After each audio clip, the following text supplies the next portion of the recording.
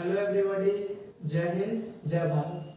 तो आप सभी का स्वागत है हमारे अपने YouTube channel institute of education, जिसमें हम जो है आज करने वाले हैं क्लास 9th के एटम्स और मॉलिक्यूल्स के सेकेंड लेक्चर।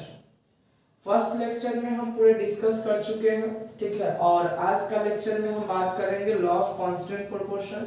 तो थोड़ा सा जो है रिकॉल कर लेते हैं बातों को, इन बातों को तो पीछे जो पढ़े हुए हैं, ठीक है। कंजर्वेशन ऑफ मास, तो हम लोग पीछे क्लास में बात किए थे लॉ ऑफ कंजर्वेशन ऑफ मास।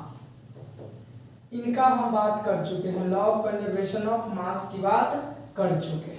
अब हम बात करेंगे किस पे, तो अब जो हम बात करेंगे वो करेंगे क्या कि लॉ ऑफ कांस्टेंट प्रोपोर्शन। तो थोड़ा सा डिस्कस कर लेते हैं पीछे के लेक्चर का कि हम लोग पीछे क्या पढ़े थे कि सबसे पहले लॉ ऑफ कंजर्वेशन ऑफ मास किसने दिया था?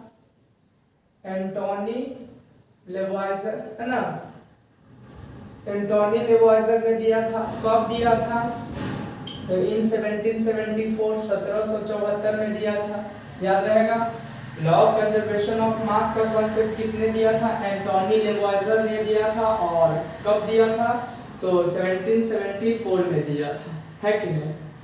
इनका कहना क्या था कि अगर कोई भी सब्सटेंस को या कोई भी एलिमेंट को, दो एलिमेंट को केमिकल रिएक्शन अगर दोनों के बीच कराएंगे तो उसके मास में कोई चेंजिंग नहीं आएगा। कहने का मतलब जैसे कि आप लोगों को रिएक्टेंट और प्रोडक्ट समझाना बाकी था कि रिएक्टेंट क्या होता है। आपको बता दें, जैसे मान लेते हैं ए पहला एलिमेंट या सब्सटेंस क्या है, पहले ये सब्सटेंस है ए, है ना। और मान लेते हैं बी सब्सटेंस है इधर, ये क्या है? बी सब्सटेंस, ए सब्सटेंस और बी सब्सटेंस। जब ये ए और बी रिएक्ट किया तो हमको एक नया सब्सटेंस मिला जिसका नाम हम ले लेते हैं ए बी, ठीक है। ये हमको क्या हुआ? नया सब्सटेंस मिला। ध्यान से समझिएगा बातों को। क्या कहें? जब एक ए रिएक्ट किया किसके साथ? बी के साथ। ये अलग अलग क्या है? एलिमेंट है या कंपाउंड भी हो सकते हैं, ठीक है। तो जब ये दोनों एक दूसरे के साथ रिएक्ट किया तो जो नया हमको प्रोडक्ट मिला, नया सब्सटेंस मिला, वो क्या मिला? एक न्यू सब्सटेंस मिला ए बी, है कि नहीं। जब एक क्या बोले, एक सब्सटेंस दूसरे सब्सटेंस के साथ रिएक्ट किया तो हमको एक नया सब्सटेंस बना के दिया। अब देखिए, आप ध्यान से देखिएगा, ये एरो जो है, ये एरो के लेफ्ट साइड में, इस एरो के लेफ्ट साइड में जो ये पार्ट होता है उसको हम लोग कहते हैं रिएक्टेंट। क्या कहते हैं? रिएक्टेंट कहते हैं। और एरो के इस तरफ वाले पार्ट को हम लोग कहते हैं, जो नया सब्सटेंस मिलता है उसको हम लोग प्रोडक्ट कहते हैं। रिएक्टेंट किसको कहते हैं? तो एरो के लेफ्ट हैंड साइड में जो होता है उसको रिएक्टेंट कहते हैं, और एरो के राइट हैंड साइड में जो होता है उसको प्रोडक्ट कहते हैं, ठीक। प्रोडक्ट वो चीज होता है जो हमको रिजल्ट दे, जो नया सब्सटेंस फॉर्म करता है उसको प्रोडक्ट कहते हैं। और जो दो या दो से अधिक सब्सटेंस जो कि केमिकल रिएक्शन में भाग लेता है उसको हम लोग रिएक्टेंट कहते हैं। तो यहाँ से अगर रिएक्टेंट की बात करेंगे तो बोल सकते हैं कि those substance which take part in a chemical reaction. वैसा सब्सटेंस जो कि केमिकल रिएक्शन में क्या करता हो, हिस्सा लेता हो, उसको हम लोग क्या कहते हैं? उसको हम लोग रिएक्टेंट कहते हैं। तो यहाँ से रिएक्टेंट का डिफिनेशन हम लिख सकते हैं क्या? तो रिएक्टेंट का अगर हम डिफिनेशन लिखे तो रिएक्टेंट का डिफिनेशन क्या कहता है? तो रिएक्टेंट का डिफिनेशन कहता है those substance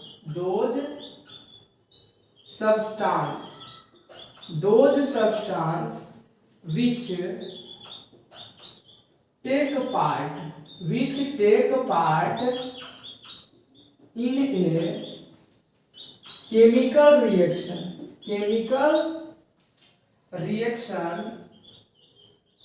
chemical reaction are called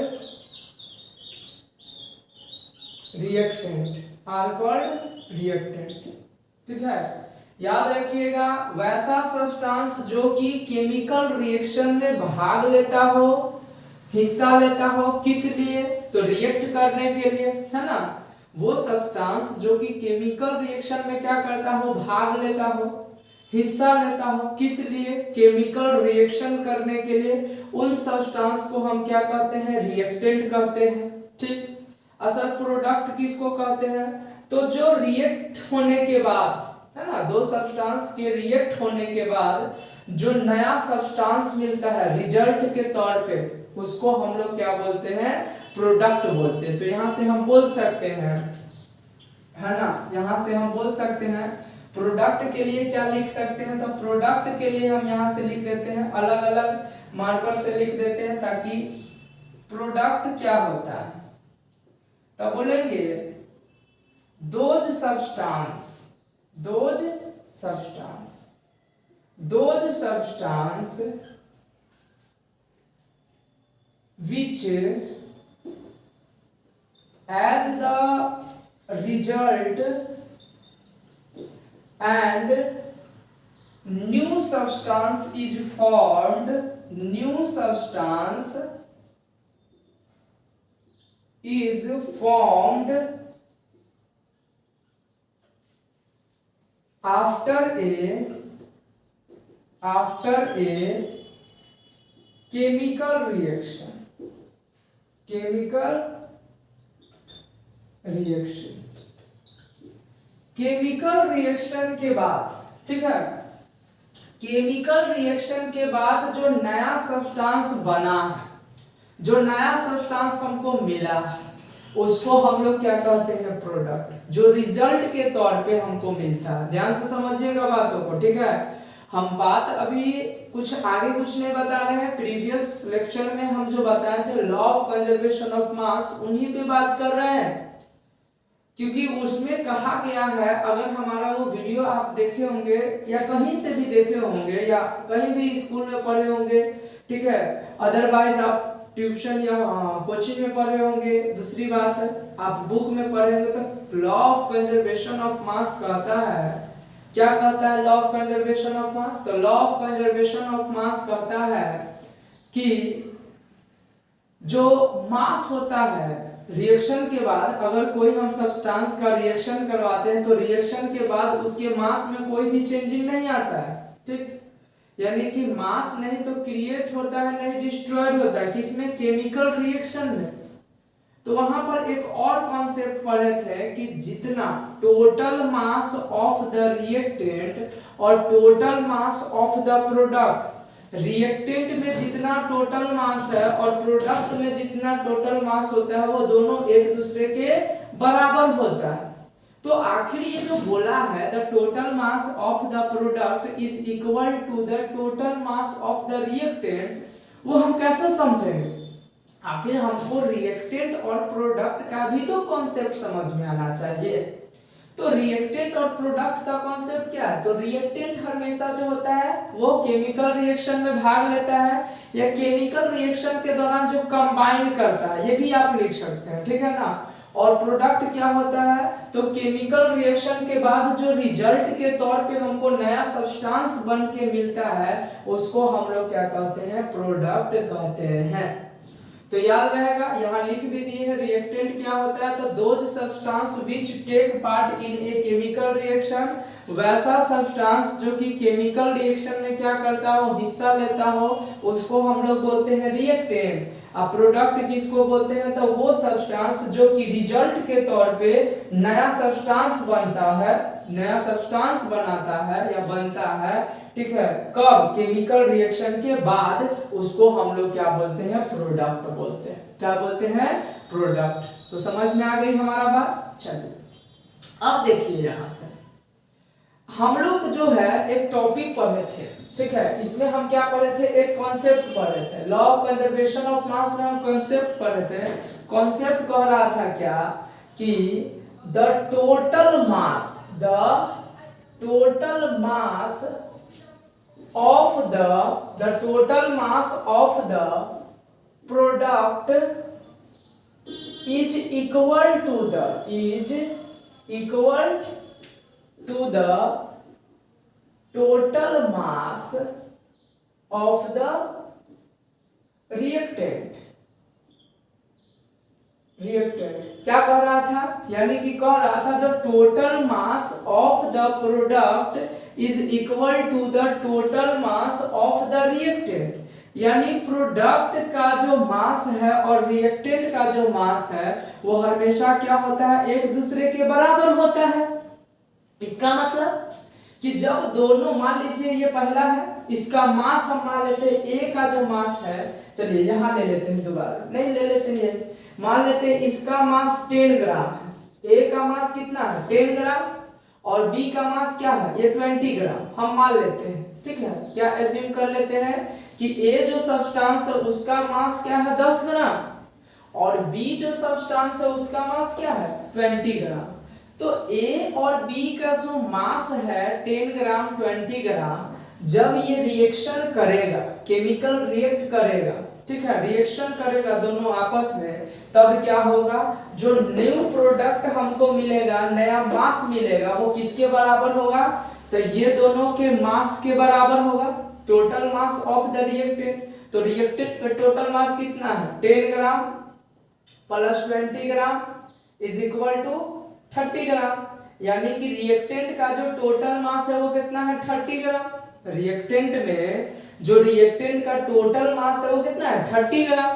तो प्रोडक्ट में जो हमको मास मिलना चाहिए वो कितना मिलना चाहिए 30 ग्राम मिलना चाहिए, क्योंकि लॉ ऑफ कंजर्वेशन ऑफ मास का कॉन्सेप्ट क्या कहता है, तो लॉ ऑफ कंजर्वेशन ऑफ मास का कॉन्सेप्ट यही कहता है कि total mass of the product, यानी कि प्रोडक्ट साइड में जो टोटल मास होगा वो हमेशा किसके बराबर होगा, is equal to the total mass of the reactant, यानी कि रिएक्टेंट के टोटल मास के बराबर होगा। यही तो कर रहा है, यही ना कर रहा है। तो यहां से यह बात लोगों को समझ में आ गई कि लॉ ऑफ कंजर्वेशन ऑफ मास यही कहता है कि जितना मास रिएक्टेंट साइड में होगा उतना ही मास क्या होगा प्रोडक्ट साइड में होगा, यानी कि केमिकल रिएक्शन से इसके मास पे कोई भी इफेक्ट नहीं पड़ेगा। तो यहां से एक कॉन्सेप्ट निकल के आया कि there are no change of mass in a chemical reaction, यानी कि केमिकल रिएक्शन में मास का कोई भी चेंजिंग नहीं होता है। There is no change of mass, mass का कोई भी चेंजिंग नहीं होता है किसमें, केमिकल रिएक्शन में।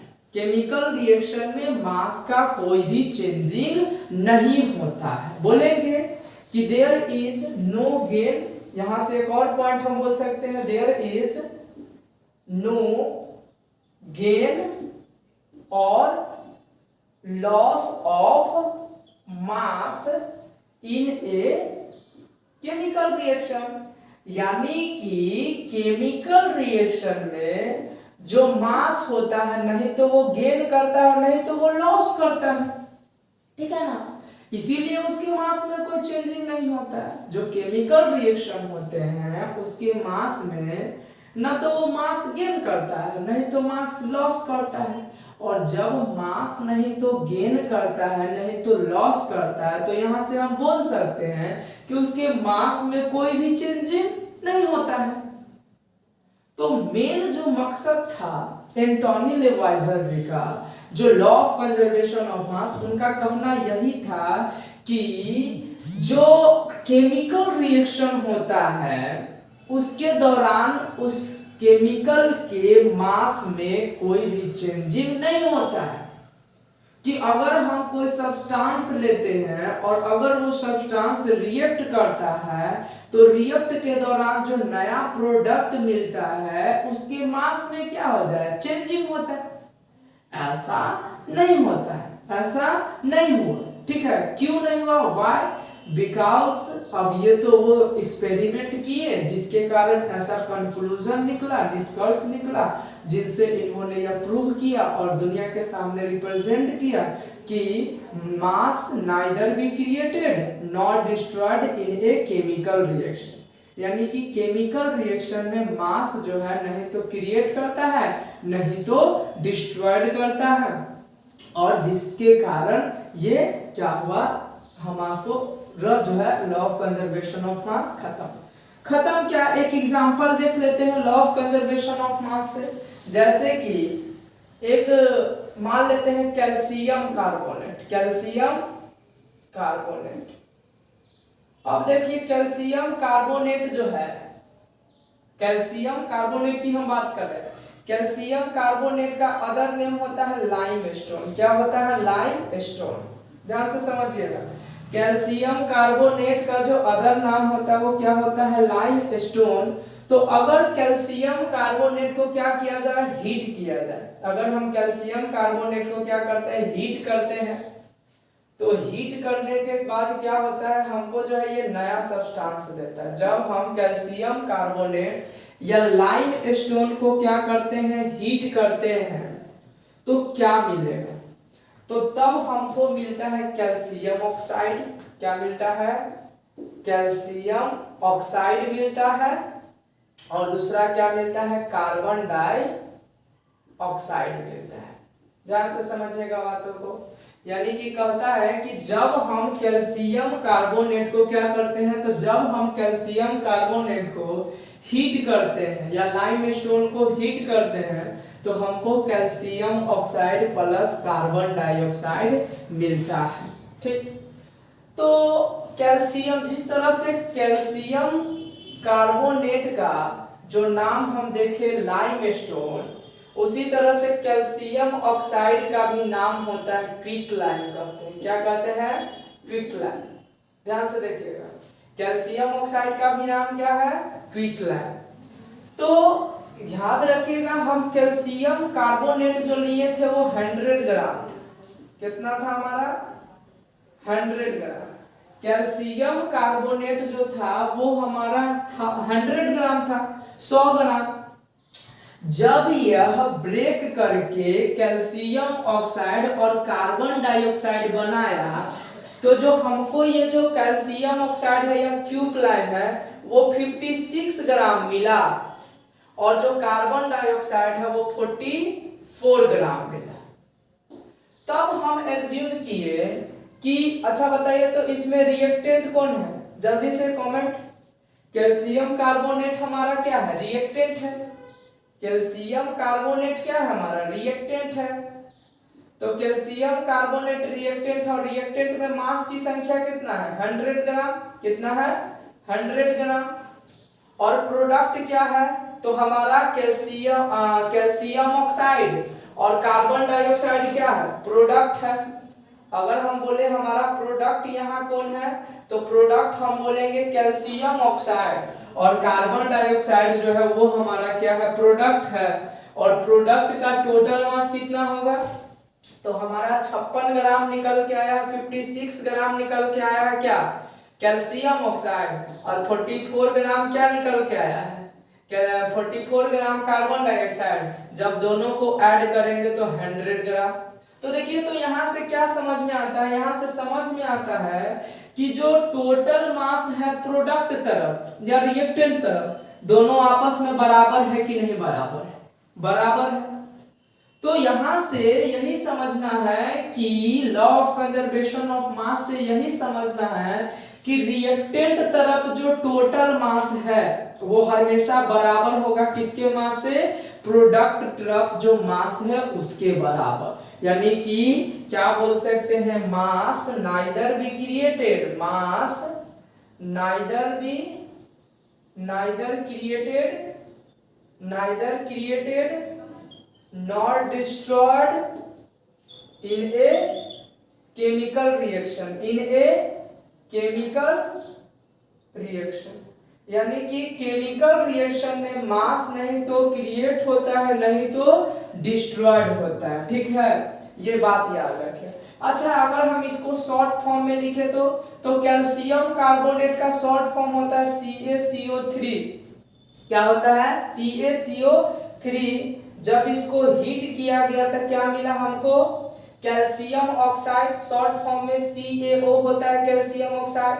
और प्लस क्या होता है कार्बन डाइऑक्साइड CO2, ठीक है, जो कि हमारा कैल्शियम कार्बोनेट था 100 ग्राम, और यहाँ जब ये हीट किए तो जो नया सब्सटेंस मिला कैल्शियम ऑक्साइड ये हो गया 56 ग्राम, और यहाँ से कार्बन डाइऑक्साइड जो मिला वो 44 ग्राम मिला। तो मेन कॉन्सेप्ट जो था लॉ ऑफ कंजर्वेशन ऑफ मास का वो यही था, ठीक है, मेन कॉन्सेप्ट जो था हमारा लॉ ऑफ कंजर्वेशन ऑफ मास का सो यही था। तो आप इसका जो है, ठीक है, स्क्रीनशॉट ले सकते हैं, ठीक, और थोड़ा सा हम करते क्या है इसको जो है, तो हम एक्चुअली देख नहीं रहे थे, यहाँ पे हमारा जो है कुछ कट हो जा रहा था, तो ट्राई कीजिएगा, हम जो है यहाँ पे विजुअल करने की कोशिश किए हैं। थोड़ा सा प्रॉब्लम होता है हमको एक्चुअली वीडियो को शूट करने में, ठीक है, तो यहाँ पे जो है थोड़ा सा आप लोग इसको देखिएगा, यानी कि यहाँ वाला जो पार्ट था, इधर वाला पार्ट, वो एक्चुअली आप लोगों को जो है दिख नहीं रहा होगा, ठीक है ना, इससे पहले जब हम क्या कर रहे थे समझा रहे थे, लेकिन अब जो है बट आपको ये पार्ट दिखाई दे रहा होगा, ठीक है। इधर कुछ भी नहीं कहे कि जो कैल्शियम कार्बोनेट था यानी कि लाइमस्टोन, जब इसको हम क्या किए हीट किए थे तो हमको क्या मिला था कैल्शियम ऑक्साइड और कार्बन डाइऑक्साइड, क्या मिला था कैल्शियम ऑक्साइड और कार्बन डाइऑक्साइड मिला था, जिसको कैल्शियम ऑक्साइड को लाइमस्टोन कहते हैं और इधर कैल्शियम ऑक्साइड को हम लोग क्विकलाइन कहते हैं, क्या कहते हैं क्विकलाइन कहते हैं, और कार्बन डाइऑक्साइड। तो जब हम 100 ग्राम कैल्शियम कार्बोनेट को हीट किए तो हमको जो है 56 ग्राम क्या मिला था क्विकलाइन मिला था यानी कि कैल्शियम ऑक्साइड, और 44 ग्राम क्या मिला था, तो 44 ग्राम हमको जो है वो मिला था क्या, तो 44 ग्राम हमको जो है मिला था कार्बन डाइऑक्साइड। जब हम रिएक्टेंट के तरफ मास देखे तो 100 ग्राम, प्रोडक्ट के तरफ मास देखे तो कितना हुआ, वो भी 100 ग्राम हमारा हो गया। कोई दिक्कत?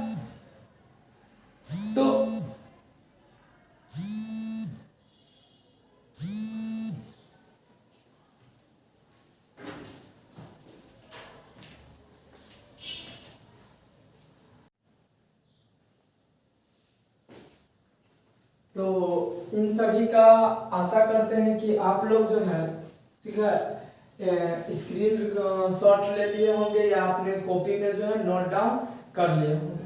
अब जो है हम क्या करते हैं, इससे आगे कोशिश करते हैं अब हम जो है कि इसके बारे में लॉ ऑफ कांस्टेंट प्रोपोर्शन के बारे में डिस्कस कर, कि लॉ ऑफ कांस्टेंट प्रोपोर्शन के बारे में क्या करें हम डिस्कस कर, ठीक। तो लॉ ऑफ कांस्टेंट प्रोपोर्शन ये था हमारा लॉ ऑफ कंजर्वेशन ऑफ मास, जिस पे हम पूरा डिस्कस कर चुके हैं। अब हम बात करेंगे लॉ ऑफ कांस्टेंट प्रोपोर्शन पे कि लॉ ऑफ कांस्टेंट प्रोपोर्शन क्या होता है, ठीक। तो इसको अब हटा देते हैं सबको। देखिए लॉ ऑफ कांस्टेंट प्रोपोर्शन जो है ये जोसेफ प्राउस्ट के द्वारा दिया गया था, और ये जो दिया गया था वो 1779 में दिया गया था। याद रखिएगा कि लॉ ऑफ कांस्टेंट प्रोपोर्शन जो है किसके द्वारा दिया गया था, जोसेफ प्राउस्ट के द्वारा दिया गया था। कब दिया गया था, 1779 में जो है दिया गया था, ठीक। तो थोड़ा सा, ठीक है, इसके बाद हम बताते हैं लिखकर आपको।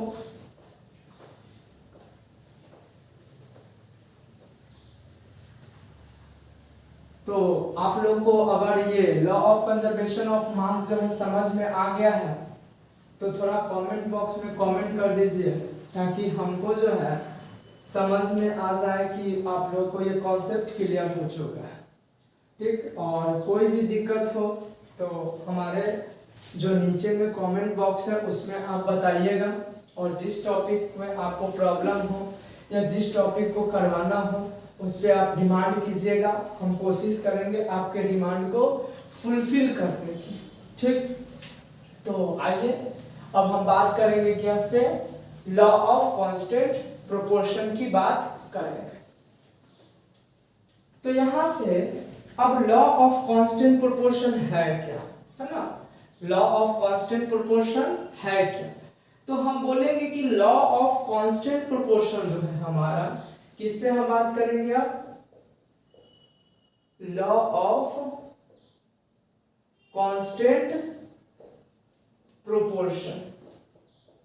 देखिए लॉ ऑफ कांस्टेंट प्रोपोर्शन को हम लोग ना डिफिनिट प्रोपोर्शन भी कहते हैं। तो लॉ ऑफ कांस्टेंट प्रोपोर्शन क्या होता है, ये लॉ ऑफ कांस्टेंट प्रोपोर्शन जिस तरह से लॉ ऑफ कंजर्वेशन ऑफ मास पर है, उसी तरह से लॉ ऑफ कांस्टेंट प्रोपोर्शन के बारे में पढ़े। और लॉ ऑफ कांस्टेंट प्रोपोर्शन क्या है, ठीक है, उसके बारे में हम लोग डिस्कस करेंगे।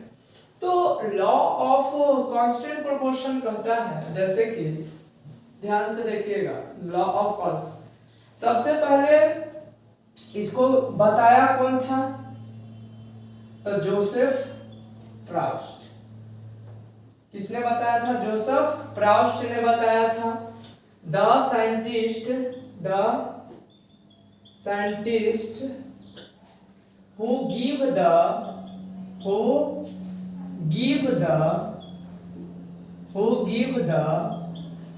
law of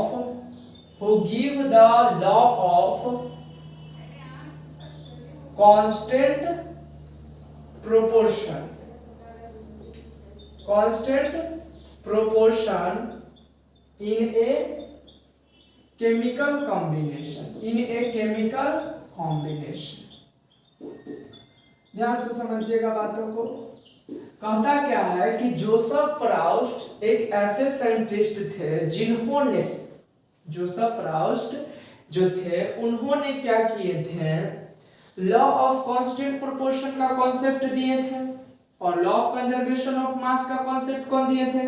तो लॉ ऑफ कंजर्वेशन ऑफ मास का जो कॉन्सेप्ट है वो दिए थे कौन, तो वो दिए थे हमारे क्या नाम था, अभी जस्ट भुला गया है, एंटोनी लेवॉइजर ने, ठीक। और ये जो कांस्टेंट प्रोपोर्शंस हैं उनका कॉन्सेप्ट किसने दिया, Joseph Proust.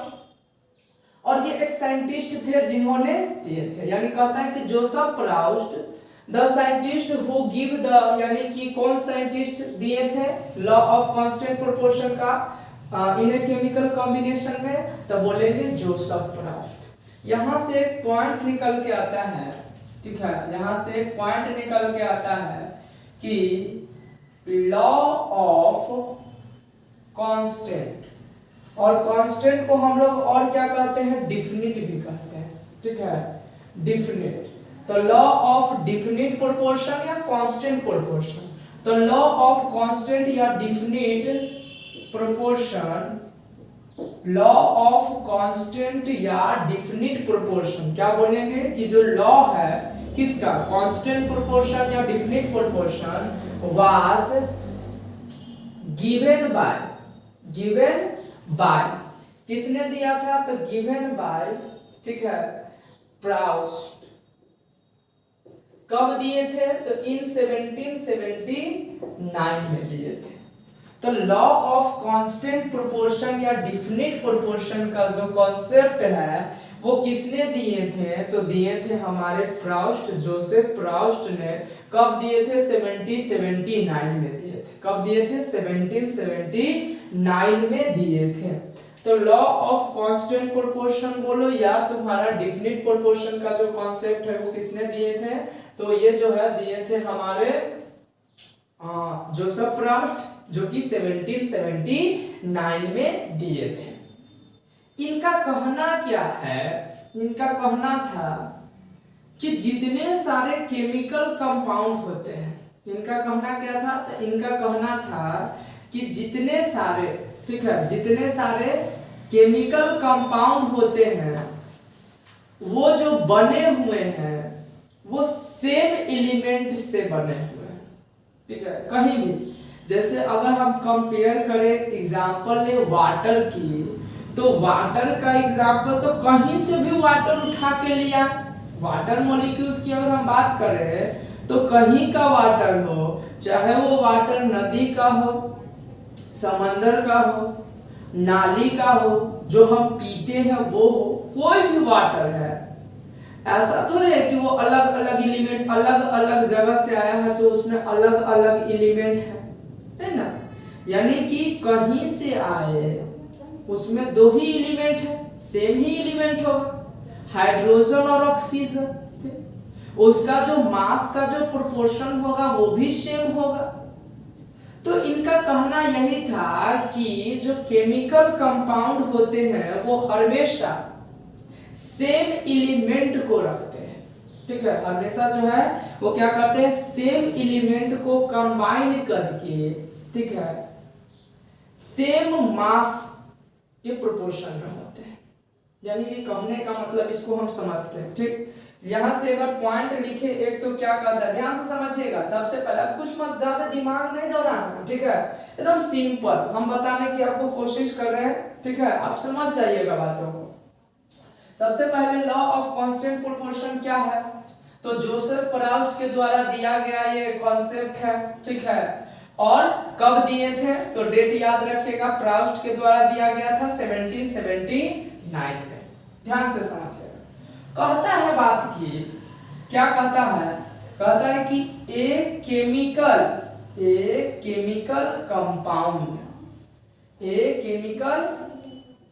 Compound always consists,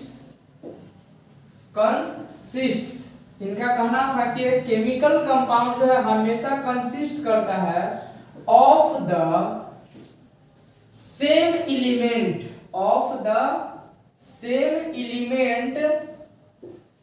combined together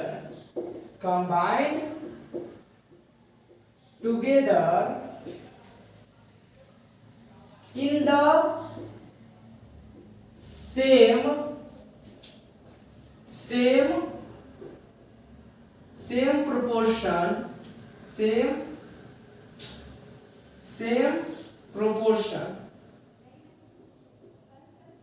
same proportion by mass। यानी कि एक केमिकल कंपाउंड जो होता है, कोई भी केमिकल कंपाउंड है, ठीक है ना, ध्यान से समझिएगा। एक केमिकल कंपाउंड है, हम एग्जांपल ले लेते हैं वाटर, ठीक है। क्या एग्जांपल ले लेते हैं केमिकल कंपाउंड में, मान लीजिए ये वाटर, इसमें क्या है, वाटर, ठीक है। हम एग्जांपल ले लेते हैं, इसमें क्या है, वाटर, यानी कि वाटर। और वाटर का फॉर्मूला क्या होता है, H2O। नहीं जानते हैं तो दे लिख लीजिएगा। यानी कि एक केमिकल कंपाउंड है जो कि हमेशा सेम एलिमेंट के साथ कंबाइन होता है। क्या बोले, एक केमिकल कंपाउंड है जो कि हमेशा सेम एलिमेंट के साथ क्या करेगा, कंबाइन करेगा, और उसका मास का जो प्रोपोर्शन होगा वो सेम होगा। जैसे कि हम मान लेते हैं इस ग्लास में, ठीक है, यानी कि हम अलग अलग जगह से पानी उठा के लाते हैं, ठीक है। जैसे ये जो पानी है वो कहाँ का है, रिवर का पानी है, ठीक है। ये पानी कहाँ का है, सी का पानी है। ये पानी क्या है, ये ड्रिंकिंग वाटर है, ठीक है, ड्रिंकिंग वाटर है। मतलब 3-4 जगह से, और क्या बोल सकते हैं, पाउंड का है, ठीक है। बहुत जगह से हम बोल सकते हैं ये पानी है।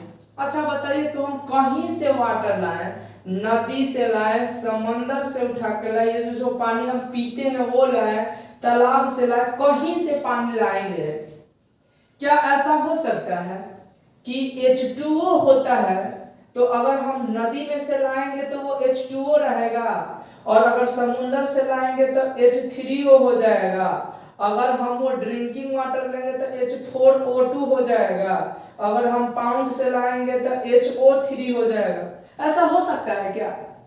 इट इज इम्पॉसिबल, ये नहीं हो सकता है। यानी कि हम कहीं से पानी, सोर्स कोई भी हो, ये सोर्स 1 है मान लेते हैं, सोर्स 2, सोर्स 3, सोर्स 4, यानी 3-4 जगह से हम पानी को उठा के लाए, ठीक। सभी जगह से लाओगे तो याद रखना जो पानी है उसमें सेम एलिमेंट कंबाइन करेगा, कहीं से उठा के लाओ। तो वही कह रहा है कि एक केमिकल कंपाउंड है, वो केमिकल कंपाउंड हम क्या लिए एग्जांपल में, वाटर। हमेशा वो सेम एलिमेंट को कंबाइन करेगा। क्या? सेम एलिमेंट को कंबाइन, और सेम एलिमेंट को कंबाइन करके क्या करेगा? तो अब ध्यान से देखिएगा, इन the same proportion by mass, और मास का जो प्रोपोर्शन होगा वो भी सेम होगा। कैसे? तो जैसे कि अगर ये सब तो फालतू है, ठीक है, यानी कि हमेशा कहीं से हम पानी के वाटर को लेके आएंगे तो उसका जो एलिमेंट होगा वो हमेशा दो हाइड्रोजन होगा, दो ठो हाइड्रोजन होगा और एक ठो ऑक्सीजन होगा, वन ऑक्सीजन। ये कभी चेंज होने वाला नहीं। और सेम प्रोपोर्शन बाय मास, अगर इसके मास का अगर हम प्रोपोर्शन की बात करें तो ये हाइड्रोजन है, तो एक हाइड्रोजन का जो मास होता है वो 1 U होता है। U का मतलब एटॉमिक मास यूनिट, नहीं तो यूनिफाइड मास, है ना। जैसे कि शुरू पहले जो था वो एटॉमिक मास यूनिट, अभी आगे हमको डिस्कस करना है ये क्या होता है एटॉमिक मास यूनिट और यूनिफाइड मास, तो इस पे हमको आगे जो है चर्चा करना है। लेकिन अभी समझो बात कि 1U, तो एक हाइड्रोजन का मास एक 1U होता है, तो दो हाइड्रोजन का मास 2 × 1U हो जाएगा, ठीक, क्योंकि दो ठो हाइड्रोजन है। अब प्लस ऑक्सीजन का मास कितना होता है? 16U हो जाएगा। जरा देखिए तो कितना होगा? 2 × 1 = 2U और प्लस 16U बराबर 18U। यानी कि याद रखिएगा जो मास होगा, क्या मास, वो वाटर का मास कहीं से उठा के लाइएगा, उसका जो मास होगा हमेशा 18 होगा। तो आप कहोगे सर ये 18 क्यों लिखे? हम प्रोपोर्शन की बात कर, बिल्कुल हम बता दिए। प्रोपोर्शन कैसे निकाला जाता है ध्यान से देखिएगा। प्रोपोर्शन की बात करेंगे तो ये प्लस हटाइए और बीच में क्या देना है? रेशियो। तो ये क्या हो जाएगा? 2U और रेशियो 16U। कभी कभी आप देखे होंगे 2 × 8 = कितना होता है? 16। तो ये कट गया तो 1 और यहाँ क्या आ गया? 8। तो आप अगर बुक पढ़े होंगे तो देखे होंगे कि वाटर का जो प्रोपोर्शन का जो मास देता है वो 1:8 रेशियो में देता है। क्या देता है? 1:8 रेशियो में देता है। याद रखिएगा। तो ये डिफिनेशन, ये लाइन यही कह रहा है कि एक केमिकल कंपाउंड है और ऑलवेज कंसिस्ट, वो हमेशा क्या कंसिस्ट करता है? तो सेम एलिमेंट को एक साथ कंबाइन करता है, सेम एलिमेंट को एक साथ कंबाइन करता है और उसका मास का प्रोपोर्शन भी क्या होता है? सेम होता है। मास का भी प्रोपोर्शन क्या होता है? सेम होता है। कोई दिक्कत? कोई दिक्कत नहीं ना? चलिए एक बार देख लेते हैं वीडियो कटा हुआ है कि नहीं हमारा, कि चल रहा है कंटिन्यूअसली।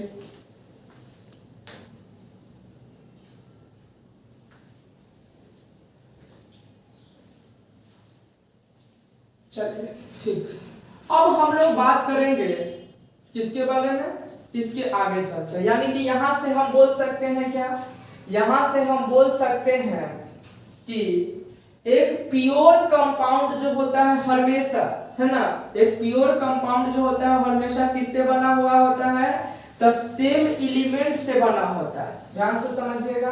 क्या बोलेंगे? ए प्योर कंपाउंड, एक प्योर कंपाउंड जो होता है, a pure compound is always made up of, एक प्योर कंपाउंड जो होता है हमेशा किससे बना होता है? तो made up of the same elements of the same mass percentage, same mass percentage. यानी कि याद रखिए एक प्योर कंपाउंड जो होता है, ठीक है ना, वो किससे बना होता है? तो सेम एलिमेंट और in the same mass percentage. क्या बोले? ऑफ द सेम एलिमेंट और in the same mass percentage, ठीक है। यानी कि ध्यान से देखिएगा, एक प्योर कंपाउंड जब भी बनेगा तो वो जो बना होगा वो सेम एलिमेंट से। तो सब सेम एलिमेंट समझे में नहीं आ रहा, ये हाइड्रोजन ही नहीं समझे। यानी कि जब जब वो प्योर कंपाउंड बनेगा तब तब उसमें, यानी कि वाटर का कंपाउंड जब जब बनेगा तब यही दो सेम एलिमेंट होगा, हाइड्रोजन ऑक्सीजन। हाइड्रोजन के सिवाय और ऑक्सीजन के सिवाय इसमें दूसरा एलिमेंट नहीं आ सकता। उसका कहने का मतलब है कि जब एक प्योर कंपाउंड है वो हमेशा जो है सेम एलिमेंट से बनता है, इन द सेम 5%, और उसका मास का जो परसेंट होता है वो भी क्या होता है, सेम होता है। तो उसका कहने का मतलब कि जब जब हम वाटर मॉलिक्यूल्स बनाएंगे तब जो एलिमेंट होगा वो सेम होगा। कौन? हाइड्रोजन और ऑक्सीजन ही होगा, दूसरा एलिमेंट नहीं आ सकता है। और दोनों का जो मास होगा वो भी क्या होगा, सेम परसेंटेज में होगा। यानी कि दोनों का मास का जो रेशियो होगा 1:8 ही आएगा। यानी कि जब कहीं से ले लो आप वाटर, कहीं से उठा लो वाटर, ठीक है, उसका मास जो होगा हमेशा 1:8 ही आने वाला है, कहीं से आप ले सकते हो। तो वही कहा। तो यहाँ पर हम वाटर का एग्जांपल देख लिए। तो यहाँ से अगर हम लिख दे कुछ पॉइंट, क्या बोलेंगे, a water is a compound. Water क्या है, कंपाउंड, विच ऑलवेज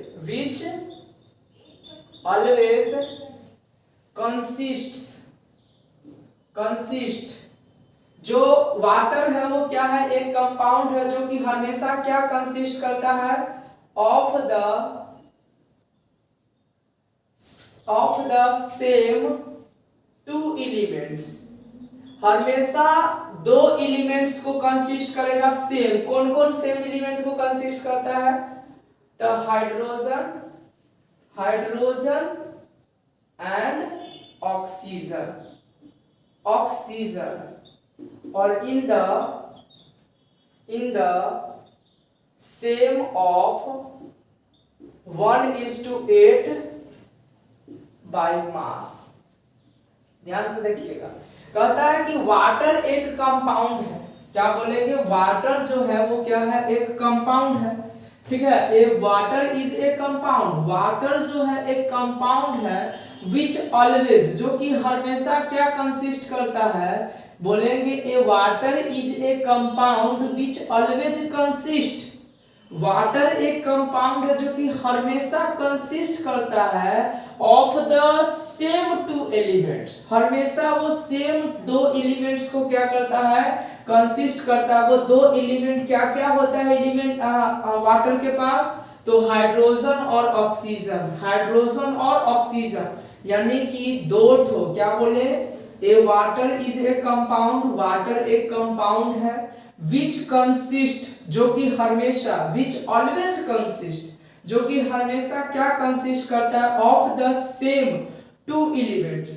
हमेशा वो 2 एलिमेंट्स को क्या करता है, रखता है, हाइड्रोजन और ऑक्सीजन। और in the same of mass, उसका मास भी सेम होता है, कितना, 1:8 के प्रोपोर्शन में होता है। तो इन द सेम ऑफ 1:8 बाय मास, यानी मास का जो प्रोपोर्शन है वो हमेशा सेम होगा, ठीक। और उसके ऊपर वाला भी समझ में आ गया कि एक प्योर कंपाउंड जो होता है हमेशा किससे बना होता है, सेम एलिमेंट से। तो वाटर क्या था, एक कंपाउंड था जो कि सेम एलिमेंट से बनता है सॉरी, किससे, हाइड्रोजन और ऑक्सीजन से बनता है। इन द सेम मास परसेंटेज, किसमें बनता है, सेम मास परसेंटेज में बनता है, या ये तैयार होता है।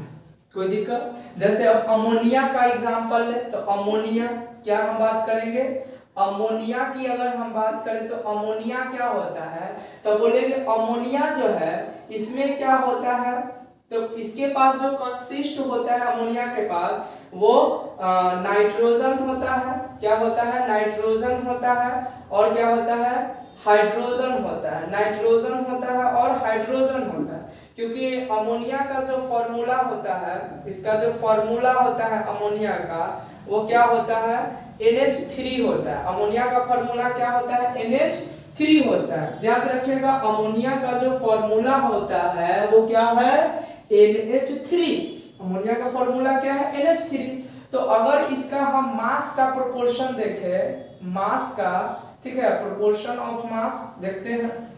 इसका मास का प्रोपोर्शन ऑफ मास, इसका मास का अगर हम प्रोपोर्शन देखें तो क्या होगा, तो मास, तो देखिए तो कै गो नाइट्रोजन NH3 है ना, तो इसका मतलब नाइट्रोजन का मास जो होता है, यानी कि अगर हम इसका देखें तो नाइट्रोजन का मास कितना होता है 14U होता है, और अगर हम रेशियो की बात करें तो और एक हाइड्रोजन के लिए 1 और 3 हाइड्रोजन के लिए 3U, U से U कट गया यानी कि 14:3 रेशियो, यानी कि याद रखिएगा अमोनिया का जो मास का प्रोपोर्शन, याद नहीं रखना बस समझना है, अमोनिया का जो मास का प्रोपोर्शन होता है वो हमेशा 14:3 रेशियो में होता है।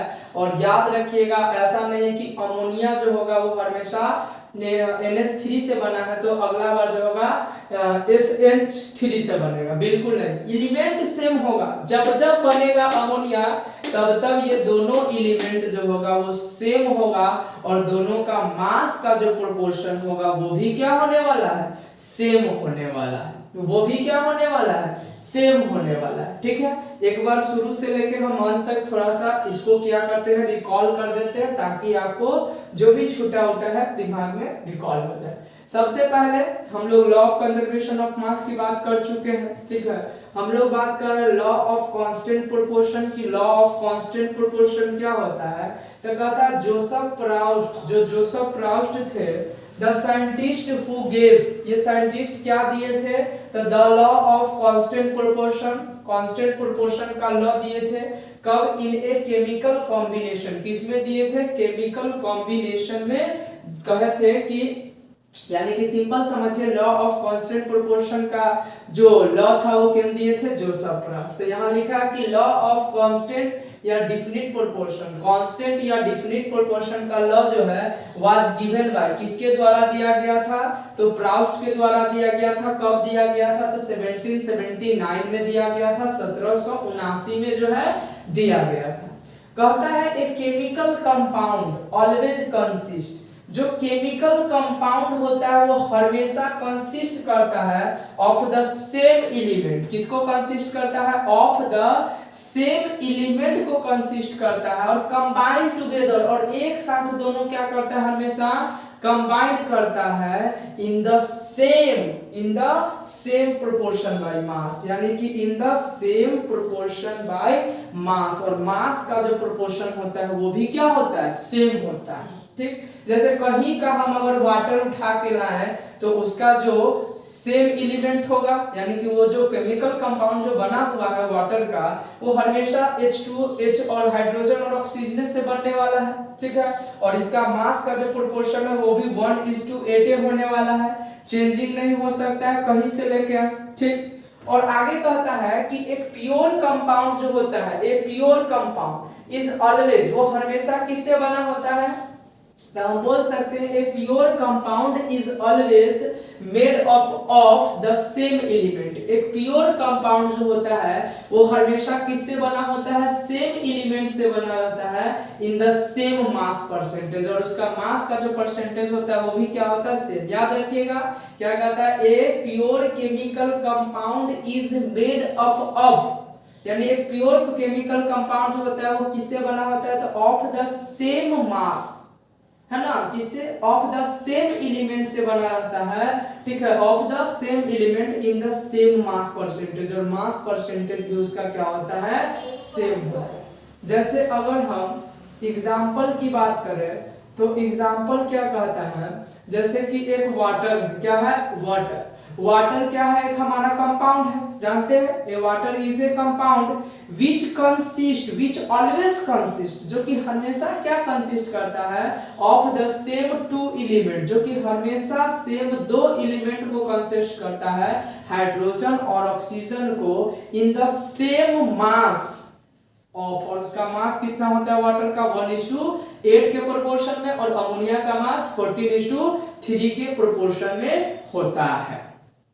तो ये रहा पूरा हमारा law of constant proportion of mass का कॉन्सेप्ट। और अब हम लोग चलते हैं क्या, डेल्टन एटॉमिक थ्योरी पे, कि डेल्टन्स का एटॉमिक थ्योरी क्या कहता है। ठीक है, डेल्टन का एटॉमिक थ्योरी क्या कहता है, तो सबसे पहले डेल्टन का जो ये एटॉमिक थ्योरी है, डेल्टन ने जो एटॉमिक थ्योरी दिए थे जॉन डेल्टन, वो कब दिए थे, तो 1808 में दिए थे, ठीक है ना।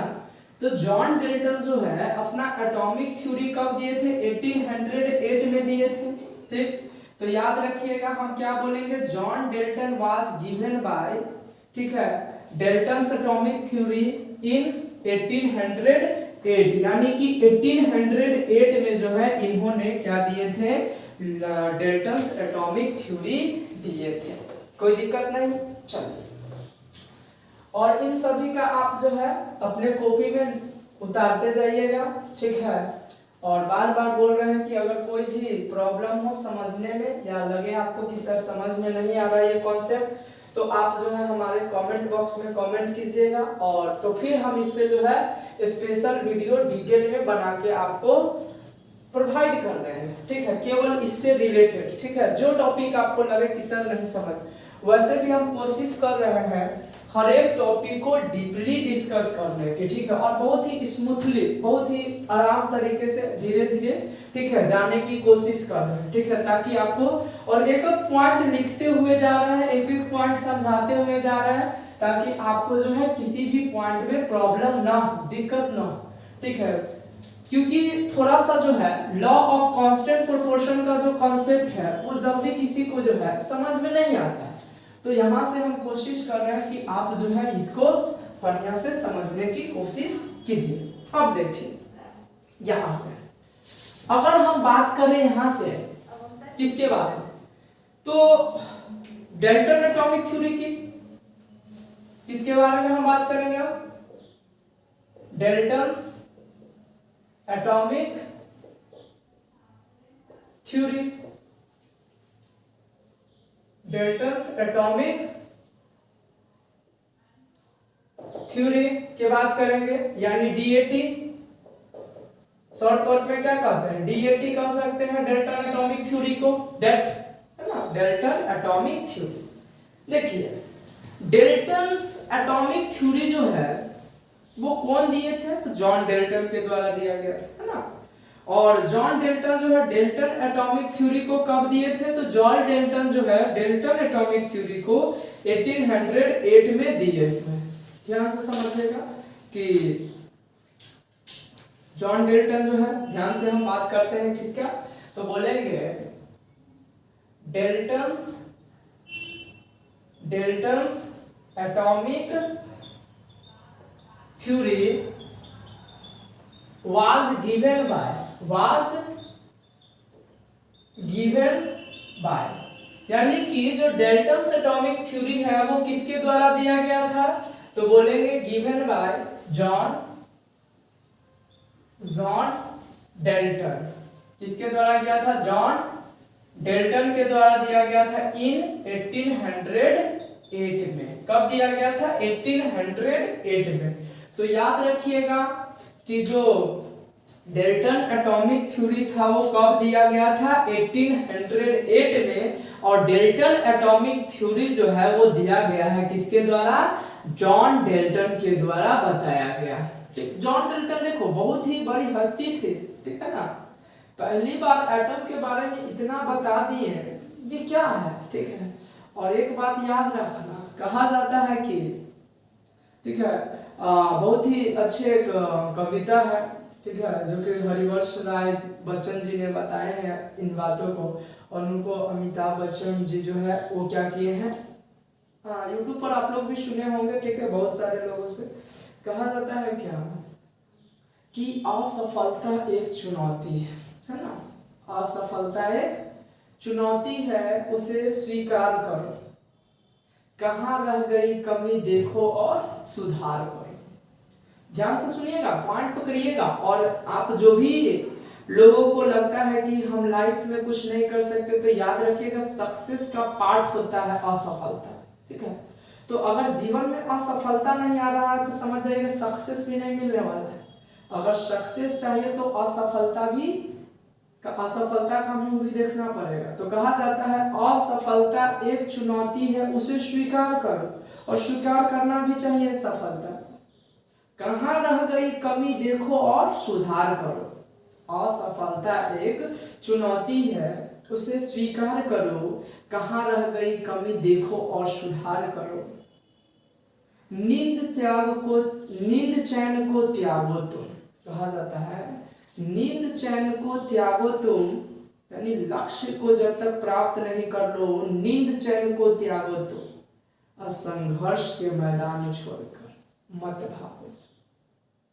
यानी कि संघर्ष का मैदान छोड़कर कभी भागना नहीं है। लाइफ में कितने भी ऑब्स्टेकल आए, कितने भी मुसीबतें आए, कितने भी असफलता आए, बस लगे रहना है अपने काम में, अपने वर्क में। एक दिन आपको सफलता जरूर मिलेगी। तो चलिए, यहाँ से जॉन डेल्टन के द्वारा दिया गया था क्या, एटॉमिक थ्योरी। ठीक है, एटॉमिक थ्योरी किसके द्वारा दिया गया था, जॉन डेल्टन के द्वारा। कब दिया गया था, 1808 में। जॉन डेल्टन का पहला पोस्टुलेट जो है या एटॉमिक थ्योरी जो है वो क्या है। ठीक है, लगभग 6 पोस्टुलेट हम पढ़ेंगे। जॉन डेल्टन का कितना पोस्टुलेट पढ़ेंगे, 6 पोस्टुलेट पढ़ेंगे। ठीक, पहला उनका पोस्टुलेट कहता है या एटॉमिक थ्योरी कहता है कि all matter is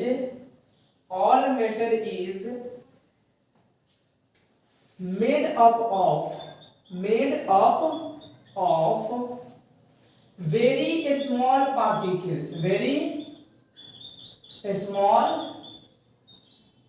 particles called atoms। यानी कि जॉन डेल्टन का कहना क्या था कि कोई भी मैटर हो, एनी मटेरियल बोल सकते हो, मैटर बोल सकते हो, पदार्थ बोल सकते हो, एवरीथिंग इज सेम, है ना, सब एक से। तो यहां से हम बोल सकते हैं जितने सारे मैटर जो है वो सब के सब किससे बने हुए हैं, तो all matter is made up of atoms. जितने सारे मैटर जो है वो किससे बने हुए हैं, वो एटम से बने हुए हैं। तो हम लोग पहले भी अपने पिछले लेक्चर में भी बात कर चुके हैं कि अगर कोई मैटर है, जैसे जस्ट लाइक एग्जांपल है, अगर ये कोई मैटर है तो ये मैटर है तो ये किससे बने होंगे, एटम से बने होंगे या मॉलिक्यूल से बने होंगे। तो जॉन डेल्टन का कहना था कि जितने सारे मैटर होते हैं या मटेरियल होते हैं वो किससे बने होते हैं, तो वो एटम से बने होते हैं। ये छोटा छोटा हम रेड कलर का जो बना रहे हो वो क्या है, हमारा एटम।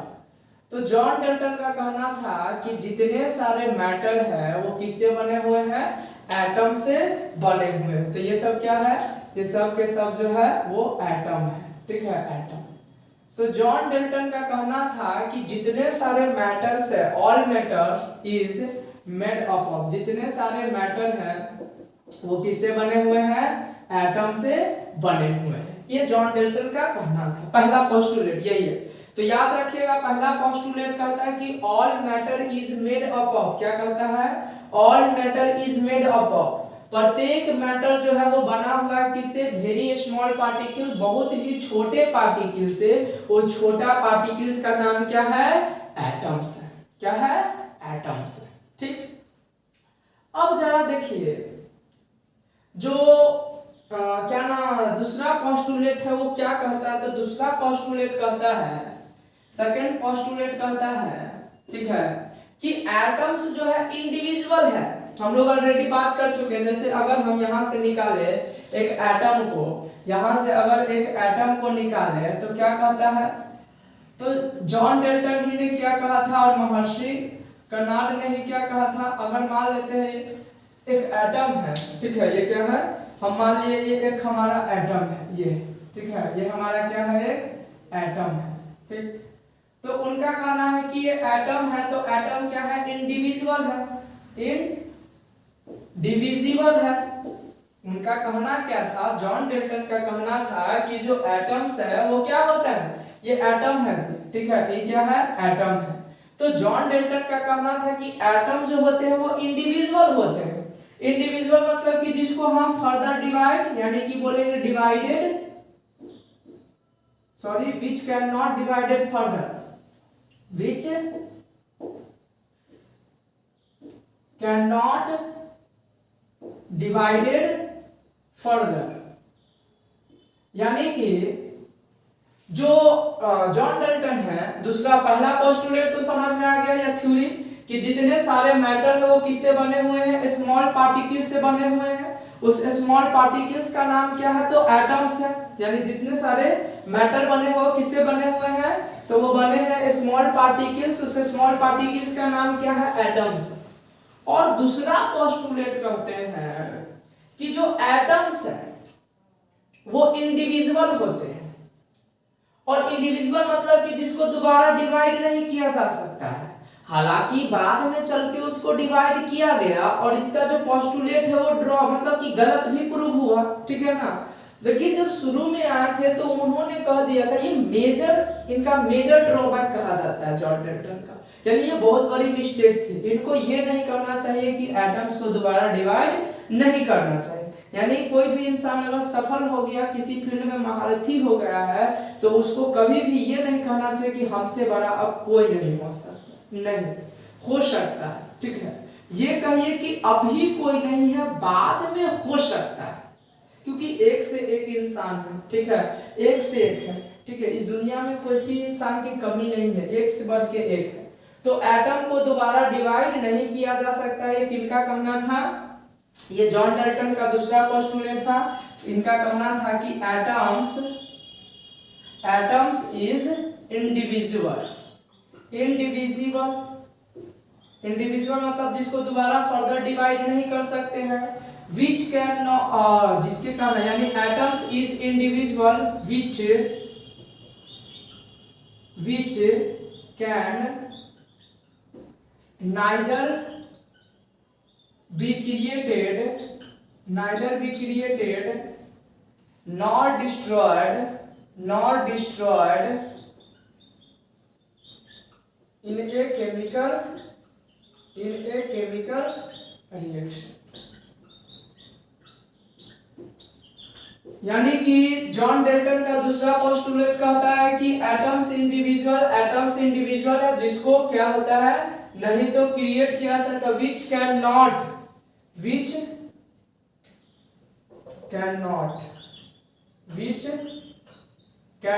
यानी कि विच कैन नॉट क्रिएटेड, है ना। ध्यान से, कंफ्यूजन हमको खुद हो गया स्टूडेंट्स, ठीक है। क्या हम बोलेंगे एटम्स इज इंडिविजुअल, एटम जो है इंडिविजुअल है। Which neither be created nor be destroyed in a chemical. तो नाइदर मतलब नहीं ही होता है ना, कैन नॉट लिखने की कोई भी जरूरत नहीं है, ठीक है, याद रखिएगा।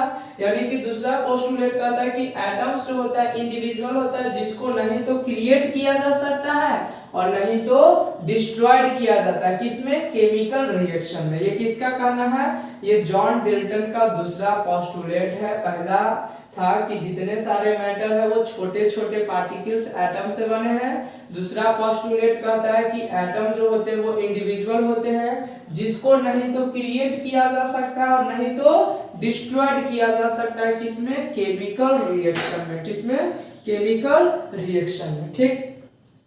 थर्ड पोस्टुलेट क्या कहते हैं, जो कि बता दिए। थर्ड पोस्टुलेट क्या कहते हैं इनका, तो कहता है कि पहले लिख लेते हैं ना, atoms of a given elements, atoms of a given element क्या कहता है कि कोई भी गिवन एलिमेंट्स में, atoms of a given elements are mass in identical and chemical properties, ठीक है, ध्यान से समझिएगा। यानी कि जॉन डाल्टन का थर्ड पोस्टुलेट कहता है क्या है कि एटम्स जो है किसी भी गिवन एलिमेंट में, यानी कि हम कोई गिवन एलिमेंट बना लेते हैं, जैसे कि मान लीजिए यहाँ पे कोई गिवन एलिमेंट है ये, ठीक है, ये गिवन एलिमेंट है, ठीक। तो इसमें जो है अलग अलग प्रकार के एटम है, हमको पता है इसमें क्या है, अलग अलग प्रकार के एटम है, ठीक है। अलग अलग प्रकार के क्या है, एटम है। ध्यान से समझिएगा बातों को, इसमें अलग अलग प्रकार के क्या है, इस तरह से एटम है ना। तो जॉन डेल्टन का कहना क्या है कि एक गिवन एलिमेंट्स है, हम मान लेते हैं ये जो एलिमेंट है वो किसका है, कॉपर एलिमेंट है। क्या है, कॉपर एलिमेंट है। यानी कि कहना उनका है कि कोई गिवन एलिमेंट है, ठीक है, यानी कि ये गिवन एलिमेंट किसका है, कॉपर एलिमेंट है। और कॉपर एलिमेंट का जो एटम का जो मास है, एटम का जो मास है, कॉपर एलिमेंट कोई गिवन एलिमेंट है, जो कि गिवन एलिमेंट में हम किसको माने हैं, कॉपर एलिमेंट को। तो कॉपर एलिमेंट का जो एटम है, उस एटम का जो मास होगा, उस मास में जो उसका मास होगा वो आइडेंटिकल होगा। मास क्या होगा, आइडेंटिकल होगा। और उसका केमिकल प्रॉपर्टीज भी बराबर होगा, मतलब कि सेम होगा। कहने का मतलब मेरा ये है कि जैसे मान लेते हैं एक एटम ये ले लेते हैं, एक एटम ये ले लेते हैं, कोई भी एटम हम ले लेते हैं, ठीक है। तो ये जो एटम है अलग अलग, अगर हम ये दो एटम उठा लिए यहाँ से, ये दो एटम अगर हम उठा लिए यहाँ से, तब बोलेंगे कि ये दोनों एटम का मास क्या डिफरेंट होगा कि एक होगा। तो भाई बना हुआ तो है किससे, सेम एलिमेंट से। बना हुआ किससे, ये एक एलिमेंट का है, तो एक सेम एलिमेंट है यानी कॉपर एलिमेंट है। तो कॉपर एलिमेंट में ध्यान से समझिएगा, जैसे कि कॉपर एलिमेंट में जो ये कॉपर का अलग अलग एटम है, क्योंकि कॉपर एलिमेंट तो एक एटम से बना नहीं होगा, बहुत सारे एटम से बने होंगे। तो ये कॉपर एलिमेंट का जो एटम है, इस एटम का मास क्या होगा, सेम होगा। जॉन डेल्टन का थर्ड पोस्टुलेट यही कहता है कि अगर कोई एलिमेंट है तो उस एलिमेंट का जो एटम होगा उसका मास क्या होगा, सेम। तो ये दोनों एलिमेंट का, कॉपर लीजिए या कोई भी गिवन एलिमेंट, आयरन लेना है तो आयरन लीजिए, तो जिससे वो बना हुआ है, जो मैटर जिस एटम से बना हुआ है, उन सभी एटम का जो मास होगा, ठीक है, ये कॉपर मैटर जितने सारे एटम से बने हुए हैं, उन सभी एटम का जो मास होगा वो क्या होगा, सेम होगा। मास क्या होगा, यानी कि सेम होगा। मास क्या होगा, सेम होगा। यानी कि इनका कहना था कि ये जो एटम है, जितने सारे एटम बने हुए हैं, सॉरी जो मैटर बने हुए हैं जितने सारे एटम से, उन सभी एटम का जो मास होगा वो क्या होगा, सेम होगा। ये किनका कहना था। और कहना इनका ये भी था कि उसका केमिकल प्रॉपर्टीज भी सेम होगा, यानी ये दोनों का केमिकल प्रॉपर्टीज भी क्या होगा, केमिकल प्रॉपर्टीज भी सेम होगा। केमिकल प्रॉपर्टीज भी क्या होगा, सेम होगा। यानी कि थर्ड पोस्टुलेट यही कहता है कि कोई गिवन एलिमेंट है, और जो गिवन एलिमेंट है उस गिवन एलिमेंट का जो एटम होगा, उस एटम का मास आइडेंटिकल मतलब सेम होगा, और उसका केमिकल प्रॉपर्टीज भी क्या होगा, सेम होगा। केमिकल प्रॉपर्टीज भी क्या होगा, सेम। लेकिन अगर हम बात लीजिए, कंपेयर करते हैं किसके साथ, तो अगर हम मान लेते हैं एक और ले लेते हैं, यहां पर ले लेते हैं क्या, तो यहां पर हम ले लेते हैं आपका आयरन एलिमेंट। क्या ले लेते हैं, आयरन एलिमेंट ले लेते हैं। तो आयरन एलिमेंट भी जो बना होगा वो किससे बना हो गया, अलग अलग एटम से। दिख रहा है कि नहीं दिख रहा है, ये ग्रीन कलर का एटम है, ध्यान से देखिएगा गौर से तो आपको दिख जाए शायद, ठीक है।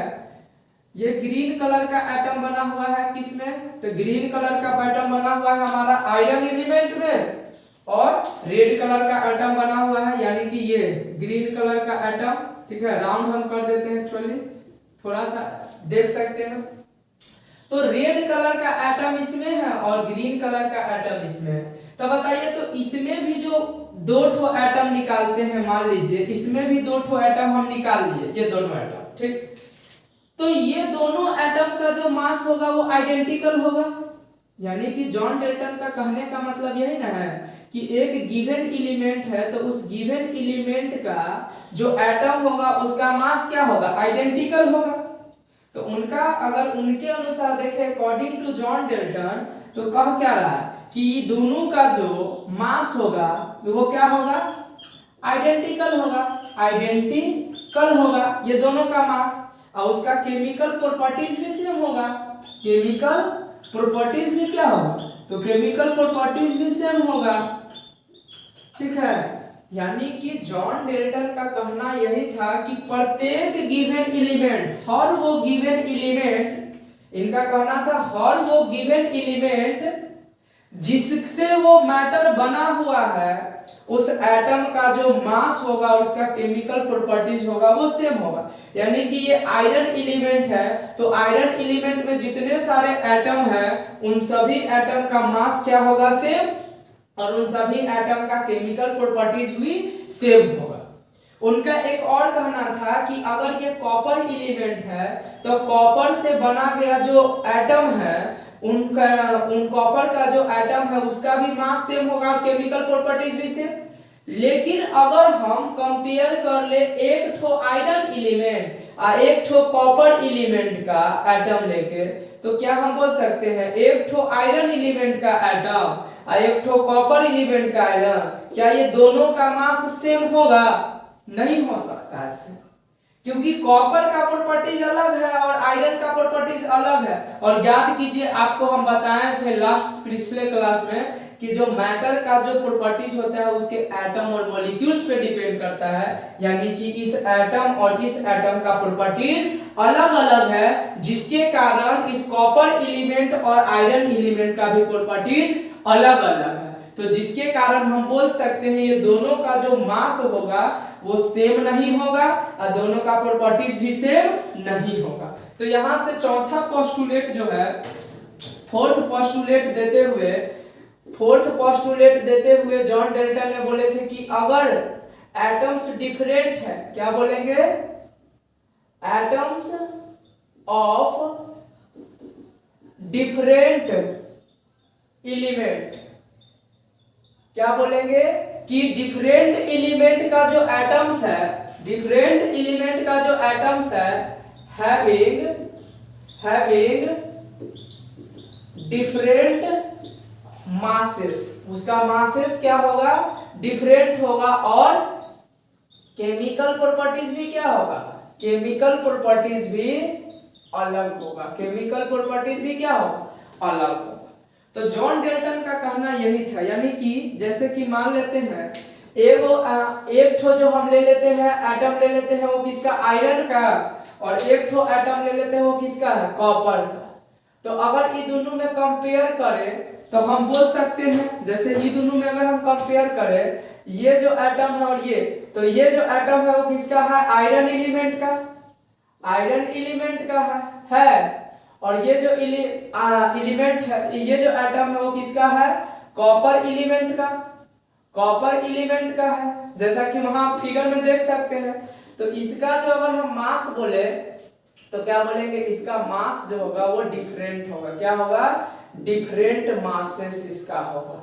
और केमिकल प्रॉपर्टीज भी क्या होगा, और केमिकल प्रॉपर्टीज भी जो होगा, प्रॉपर्टीज जो होगा वो भी डिफरेंट होगा, केमिकल प्रॉपर्टीज भी क्या होगा, वो भी डिफरेंट होगा, ठीक। तो वही लिखा हुआ है कि एटम्स ऑफ डिफरेंट एलिमेंट, अलग अलग एलिमेंट का एटम जो होगा उसका मासेस डिफरेंट होगा और केमिकल प्रॉपर्टीज भी डिफरेंट होगा। लेकिन अगर एलिमेंट एक गिवन है आइडेंटिकल, मतलब कि अगर सेम एलिमेंट है तो उसके अंदर जो एटम होगा उसका मासेस और केमिकल प्रॉपर्टीज सेम होगा। एक बार देख लेते हैं वीडियो चालू है कि नहीं चालू है कि नहीं।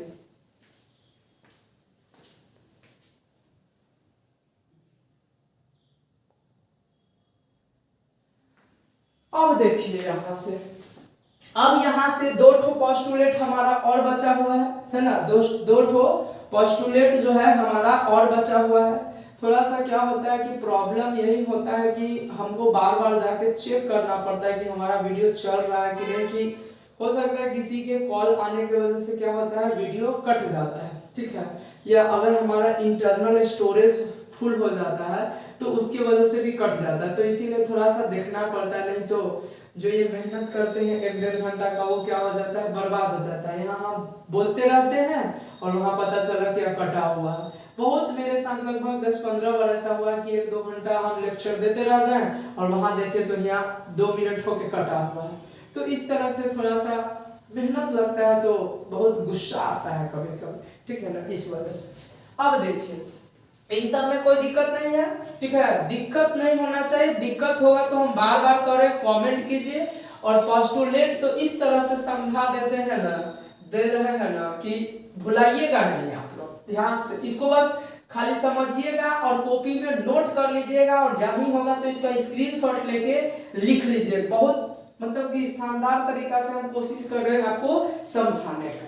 अब देखिए यहाँ से 5 नंबर पोस्टुलेट क्या कहता है कि जो एटम्स होता है, बोलेंगे atoms, atoms, atoms combined, atoms combined in A ratio of, atoms combined in a ratio of a small whole number to form a compound। सब नहीं समझ में आया कॉन्सेप्ट क्या है? यानी एटम्स का जो कॉम्बिनेशन होता है, जब भी एटम कंबाइन करता है, तो ध्यान से देखिएगा, जब भी एटम कंबाइन होके एक कंपाउंड का फॉर्मेशन करता है, जब भी एक एटम कंबाइन होके कंपाउंड का फॉर्मेशन करता है, कंपाउंड बनाता है, तो क्या होता है, स्मॉल होल नंबर में जो है रेशियो आता है। जैसे कि एग्जांपल अगर हम देखें, किसका एग्जांपल, वाटर का, तो ये वाटर क्या है, एक कंपाउंड है। वाटर क्या है, एक कंपाउंड। तो कहोगे सर इसमें हमको कोई स्मॉल, यानी कि एटम के कॉम्बिनेशन से, किसके किसके एटम के कॉम्बिनेशन से बना है वाटर कंपाउंड, तो हाइड्रोजन एंड ऑक्सीजन, यानी हाइड्रोजन एटम और ऑक्सीजन एटम के कंबाइन से हमारा क्या बना है, वाटर मॉलिक्यूल्स। और ये कंपाउंड है, वाटर क्या है, एक कंपाउंड है। तो इसमें अगर गौर से देखिएगा तो 2 ठो हाइड्रोजन है एंड 1 ठो ऑक्सीजन है, ठीक है, ये ऑक्सीजन है, एक ऑक्सीजन, 2 ठो हाइड्रोजन, 1 ठो ऑक्सीजन। और इसमें ध्यान से देखिएगा तो आपको जो है स्मॉल होल नंबर दिख रहा होगा, उस स्मॉल 2 ठो हाइड्रोजन और 1 ठो ऑक्सीजन, तो इसी को कहा जाता है स्मॉल होल नंबर, जो कि क्या होता है, फिक्स होता है, ठीक है। यानी कि जब एक एटम कंबाइन करके कंपाउंड का फॉर्मेशन करेगा, जब एक एटम, ठीक है, मतलब एक एटम मतलब कि दूसरे एटम के साथ, यानी कि जब एटम कंबाइन करके कंपाउंड का फॉर्मेशन करेगा, तो क्या होगा, उसमें जो है एक स्मॉल होल नंबर का रेशियो आएगा। जैसे कि अगर हम बात करें मीथेन का भी ले लेते हैं एग्जांपल, किसका, मीथेन का। तो मीथेन जो होता है वो होता है CH4, क्या फार्मूला होता है, CH4। तो देखिए इसमें कार्बन कितना है, 1 और हाइड्रोजन 4, तो ये क्या है, स्मॉल होल नंबर, ठीक है। अगर हम बात करें क्या, अमोनिया का, तो NH4 होता है, यानी कि 1:4। ये सब क्या है, स्मॉल होल नंबर का रेशियो है, ठीक है, जो कि क्या कर रहा है, कंबाइन, जो एटम कंबाइन करके कंपाउंड बन रहा है वो ये प्रूव करता है। तो ये इनका कहना था, ये तो ये सब सही था, ये सब सही था, ठीक है। ड्रॉबैक में 2-3 चीज गलत हुआ, जो कि अभी आपको नहीं बताएंगे, ठीक है, पेशेंस रखिए, आगे बताएंगे, ठीक है। अब देखिए यहां से 6 नंबर पोस्टुलेट क्या कहता है। 6 नंबर पोस्टुलेट जो है वो क्या कहता है, द रिलेटिव नंबर, द, ठीक है, क्या कहता है, the relative number and kinds of atoms of a given compound। कहता है जो रिलेटिव नंबर होते हैं और जो काइंड्स ऑफ जो एटम्स होते हैं किसी भी कंपाउंड में, तो रिलेटिव नंबर यही वाला नंबर जो बना हुआ है जो कंपाउंड, उसमें जो स्मॉल होल नंबर का जो रेशियो है वही नंबर का बात कर रहा है, वही रिलेटिव नंबर। कि जैसे कि अगर वाटर मॉलिक्यूल्स है तो 2 हाइड्रोजन एटम है, 2 हाइड्रोजन एटम है, और 1 क्या है, ऑक्सीजन एटम है। अगर हम बात करें मीथेन का, तो मीथेन में वो 1 कार्बन एटम है। तो यही बात कर रहा है जो रिलेटिव नंबर, ठीक है, ये 2, 1 और 4 क्या है, हाइड्रोजन एटम है। तो यही तो बात कर रहा है किसका, रिलेटिव नंबर का। और काइंड्स ऑफ एटम, और इसमें क्या है, अलग मतलब कि अलग प्रकार के, मतलब कि बहुत सारे प्रकार के क्या होते हैं, एटम्स प्रेजेंट। कोई भी गिवन कंपाउंड में क्या हो, काइंड्स ऑफ एटम प्रेजेंट होता है और रिलेटिव नंबर के साथ प्रेजेंट होता है। तो हमारे एग्जाम ये 6 पोस्टुलेट रहा हमारा, ठीक है, डेल्टन एटॉमिक थ्योरी का। और हमारे एग्जाम में जो क्वेश्चन है डेल्टन एटॉमिक थ्योरी से वो 100% फिक्स है कि आना ही आना है। ठीक, तो आज का सेशन पहले इसका स्क्रीनशॉट आप लोग ले लीजिए, लेना चाहते हैं तो। और हम कोशिश कर रहे हैं इसको हर एक टॉपिक को बेहतर से बेहतर समझाने की। अगर आपको लगे कि इस टॉपिक में कहीं भी दिक्कत है तो हमको कमेंट कीजिए, हम कोशिश करेंगे फिर से दोबारा उस टॉपिक पे डिस्कस करने के लिए। तो चलिए इस टॉपिक को यही छोड़ते हैं, इस सेशन को यही छोड़ते हैं, फिर मिलेंगे आपसे अगले सेशन में, ठीक है, इसके आगे के टॉपिक लेके, ठीक है, ड्रॉबैक और जॉन डेल्टन के बारे में डिस्कस करेंगे, एटम्स के बारे में डिस्कस करेंगे, ठीक है, साइज ऑफ एटम के बारे में डिस्कस करेंगे। तो चलिए चलते हैं। अगर हमारा ये वीडियो आपको अच्छा लगा तो वीडियो को क्या कीजिएगा, लाइक कर दीजिए, चैनल को सब्सक्राइब और वीडियो को शेयर भी कर दीजिए।